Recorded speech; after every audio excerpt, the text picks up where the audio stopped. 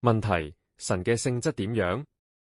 答：第一點，約翰福音第4章第24節，神係個靈，所以拜佢嘅必須用心靈同誠實拜佢。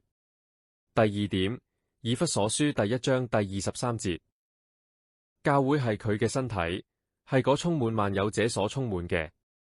第三點，神唔係同萬物合而為一，佢係獨立嘅。使徒行傳第17章第24節，創造宇宙同埋其中萬物嘅神，既然係天地嘅主，就唔住人手所造嘅殿。羅馬書第11章第35至36節，邊個先俾咗佢，使佢之後償還呢？因為萬有都係本於佢，倚靠佢，歸於佢，願榮耀歸返佢，直到永遠。阿門。第四點，神係獨一無二嘅，唔係泛神論，亦唔係多神論。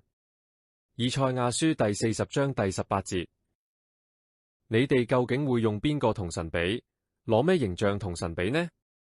以賽亞書第40章第25節，嗰聖者話：你哋會用邊個同我比？叫佢同我一樣呢？